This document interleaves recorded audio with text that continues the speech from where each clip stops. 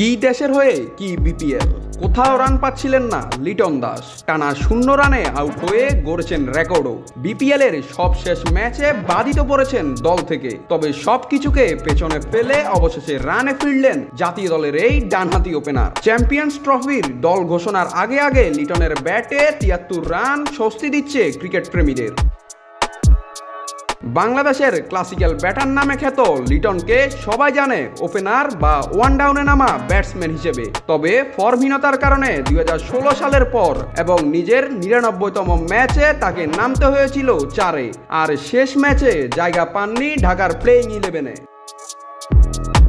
তবে নিজের 100তম বিপিএল ম্যাচে রান করা থেকে বেরিয়ে এসে দারুণ এক ইনিংস উপহার দিলেন সমর্থকদের। 10-4 ও 1 ছক্কায় 43 বলে 73 রানে ইনিংসটা সাজিয়েছেন এলকেডি। তার এই ইনিংসে বিপিএলে এখনো জয়হীন ঢাকা প্রথম ইনিংসে সংগ্রহ করেছেন 193 রান। খুব বাজে বোলিং যদি না করেন তাদের বোলাররা, তাহলে এই ম্যাচের আগে পর্যন্ত জয়হীন আরেক দল সিলেট হয়তো এই ম্যাচেও থাকবে জয় বঞ্চিত।